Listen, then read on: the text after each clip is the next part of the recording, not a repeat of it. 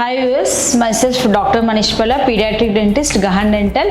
ఈరోజు మనం డిస్కస్ చేసుకునే టాపిక్, కొంతమంది పిల్లల్లో ఆడుకుంటూ పళ్ళు కింద పడిపోయి పళ్ళు విరగొట్టుకొని పళ్ళంతా ఊడిపోయి వస్తుంటారు. సో అలాంటి కేసెస్లో ఎలాంటి జాగ్రత్తలు తీసుకోవాలి, ఏమేమి చేయాలి అనేది డిస్కస్ చేసుకుందాం.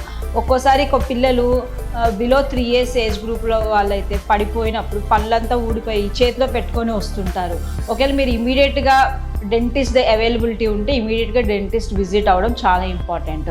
ఒకవేళ లేదు ఇమీడియట్గా మేము విజిట్ చేయలేమంటే వితిన్ 2 to 3 hours ఆ పన్ను ఏదైతే ఊడిపోయి ఉంటుందో అది ఒక మిల్క్లో పెట్టి తీసుకువెళ్ళడం చాలా ఇంపార్టెంట్. దీనివల్ల ఏంటంటే మళ్ళీ అంటే బిలో 3 years వాళ్ళకైతే ఏమీ చేయలేము, కానీ అబోవ్ 3 years అంటే పర్మనెంట్ టూత్ అలాంటి కేసెస్ అంటే 7-8 years కిడ్స్ పళ్ళు ఊడిపోయి చేతిలో పెట్టుకొని పర్మనెంట్ టూత్ ఉంటుంది కదా, ఆ టీత్ అయితే మిల్క్లో పెట్టి తీసుకువెళ్తే మనం మళ్ళీ రీప్లాంటేషన్ చేసి దానికి వైరింగ్ చేసేసి ఫిక్స్ చేస్తాము.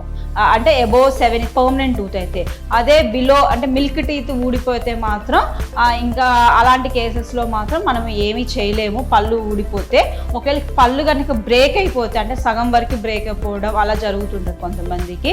అలాంటి కేసెస్లో మిల్క్ టీత్ అయితే ఎక్స్రే తీసి ఇవాల్యుయేట్ చేసుకుని ఒకవేళ రూట్ కెనాల్ చేయాలంటే అంటే పల్పెక్టమీ అంటాము, ఆ ప్రొసీజర్ చేసుకుంటాం. ఒకవేళ పర్మనెంట్ టూత్లో కూడా సగం వరకు బ్రేక్ అయితే రూట్ కెనాల్ ట్రీట్మెంట్ చేసుకొని దాన్ని సేవ్ చేసుకోవచ్చు. సో ఎప్పుడైతే పళ్ళు కనుక ఇలా ఊడిపోయి మొత్తం పన్నంతా బయటికి రావడం అలాంటి కేసెస్లో మాత్రం ఇమీడియట్గా వితిన్ 2 hours డెంటిస్ట్ని విజిట్ చేయడం చాలా మ్యాండేటరీ. దానివల్ల టీత్ అనేది ప్రిజర్వ్ చేసుకోవచ్చు. సేమ్ టీత్ని మనం పెట్టి దాన్ని ప్రిజర్వ్ చేస్తాం.